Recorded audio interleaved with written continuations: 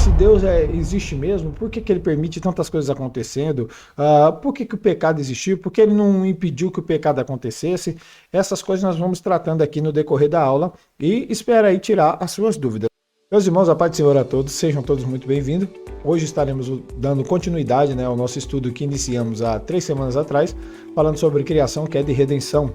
Toda a nossa parte da criação, quem criou, por que criou e para que criou, nós já trabalhamos. Agora daremos início à doutrina da ramatiologia, a doutrina do pecado, a doutrina da queda, ou seja, como que o pecado entrou no mundo, a origem e o desdobramento disso tudo. Então, fique aí conosco, nós vamos trabalhar sobre esse tema neste momento e sem demora vamos para o conteúdo. Mas antes, não se esqueça de deixar aquele joinha. Esse conteúdo aqui tem sido feito com todo carinho, com todo prestígio para abençoar a sua vida.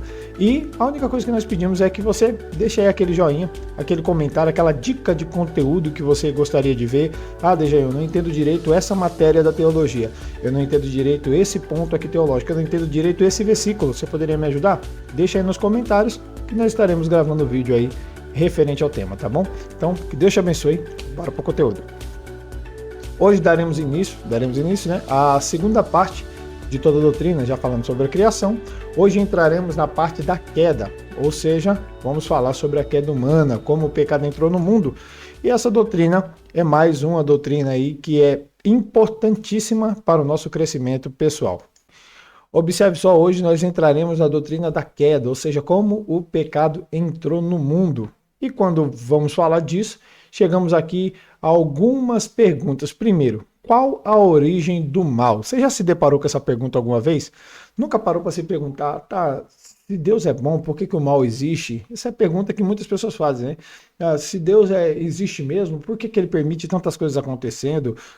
Por que que o pecado existiu? Por que ele não impediu que o pecado acontecesse? Essas coisas nós vamos tratando aqui no decorrer da aula e espera aí tirar as suas dúvidas, ok? Vamos lá.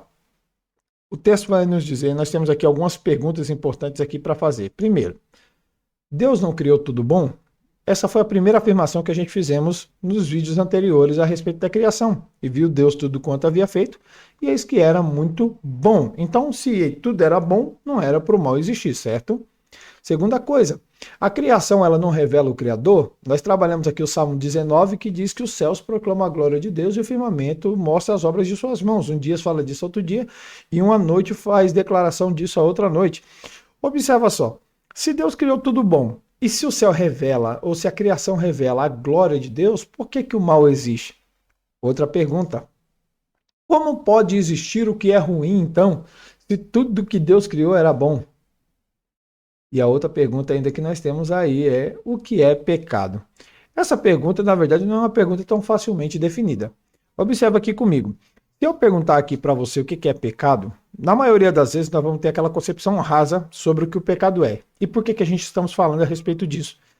Quanto mais fraca for, observe isso, se você tem papel e caneta, anote isso daqui. Quanto mais fraco for a ideia de pecado na sua cabeça, menos valor a salvação vai ter para você. Quanto mais fraco for a ideia de pecado na sua cabeça, menos valor a salvação terá para você.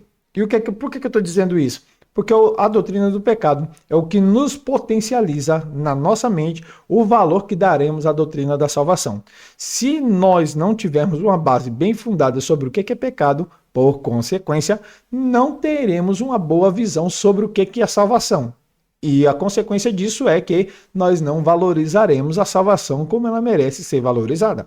Então, quando eu pergunto sobre pecado, a maioria das pessoas vão falar que pecado é um adultério, pecado é o falso testemunho, é a mentira e tudo mais. E em nenhuma das definições do pecado, as pessoas vão dizer que pecado é errar o alvo, é não acertar a direção. Nesse caso aqui, errar o alvo, indica-se que você não cumpriu ou não ficou à altura do que você foi projetado para ser.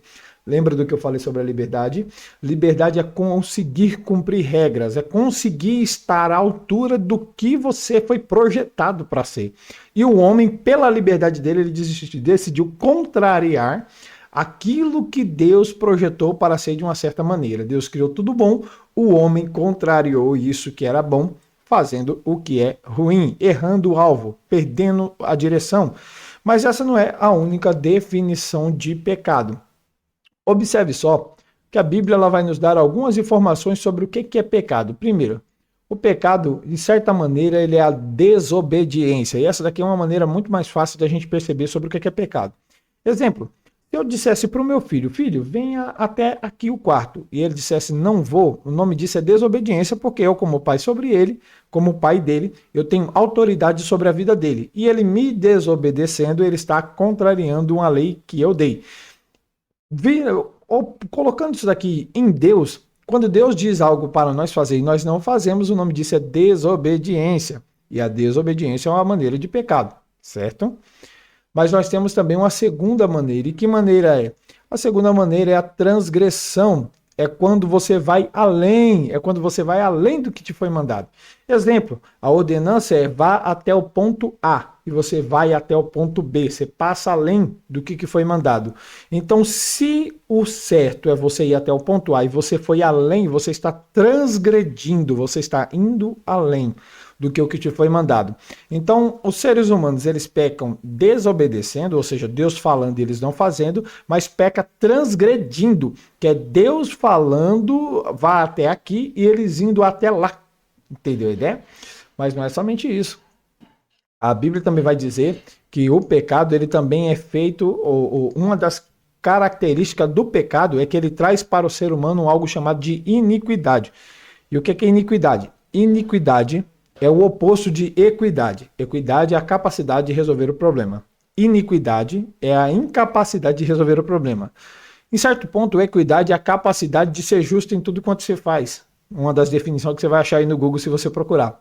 Porém, se você é iníquo, você tem incapacidade de demonstrar a justiça necessária. Uma vez que o pecado entrou no mundo, ele coloca o homem nessa situação. A última vez que eu falei sobre isso na igreja, eu levei um cubo mágico e eu desmontei e montei na frente dos irmãos, mostrando para aquilo ali que se o pecado só tivesse bagunçado a vida do homem, ele conseguiria montar numa boa, ou seja, conseguiria se resolver com uma filosofia, com alguma coisa que resolveu uma coisinha daqui e ali resolveu. Porém, por conta da iniquidade, o problema do homem já não pode ser resolvido. Se você pegar o cubo mágico e inverter uma pecinha só, pegar uma pecinha de canto e entorcer ela, você pode dar na mão de quem você quiser que ninguém mais monta aquele cubo mágico por conta de uma peça que está torcida. Ele não volta mais ao normal. Isso é iniquidade. É quando deixa o problema sem capacidade de se resolver. E o pecado jogou o homem nessa incapacidade. Você não resolve seu problema. Então, o pecado, ele primeiro é uma desobediência às ordenanças de Deus, ele também é um ir além das ordenanças de Deus, ele também joga o homem num estado de iniquidade, ou seja, sem capacidade de resolver o seu problema, mas também ele tem uma terceira coisa. O pecado, ele nada mais é do que um ataque direto à natureza de Deus. Primeiro, Deus é justo e o ser humano injusto. Deus é fiel e o ser humano infiel. Deus é honesto, ser humano desonesto. Deus é verdadeiro e o ser humano mentiroso. Constantemente, o homem é o oposto do Deus que o criou. Portanto, o pecado ele faz você se chocar direto com o Deus verdadeiro. Por isso que Romanos capítulo de número 5, verso de número 9 e 10 vai dizer que nós éramos inimigos de Deus. Efésios 2, verso de número 3 e 4 vai dizer que nós éramos por natureza filhos da ira, porque nós contrariamos o Deus Todo-Poderoso. Então, para você entender, na próxima aula nós estudaremos melhor a respeito desse tema, vamos tratar todos os desdobramentos, mas até então a definição de pecado é a forma mais simples e básica. Exemplo, o que é pecado? Primeiro, ele é uma desobediência a Deus, ou seja, a lei de Deus ela é desobedecida. Segundo ponto, o pecado ele é uma transgressão, ele é ir além do que a lei de Deus manda. Terceira coisa, o pecado ele traz em si a iniquidade, que é a incapacidade de ser justo naquilo que se faz. E a quarta coisa é que o pecado ele é um ataque direto à natureza de Deus. E se você ficou até aqui, eu acredito que você está gostando desse conteúdo. Então deixa aí aquele like, se está dando uma trabalheira terrível para construir, então deixa aí aquele like aí, deixa aí um comentário, estaremos felizes em responder os comentários de vocês. Que Deus abençoe a sua vida, não se esquece que nós voltaremos depois com a próxima aula, trabalharemos ainda os desdobramentos do pecado, e aí é onde a coisa começa a aparecer, que a gente começa a perceber por onde o pecado se manifesta. Então eu conto com você, que Deus abençoe a tua vida.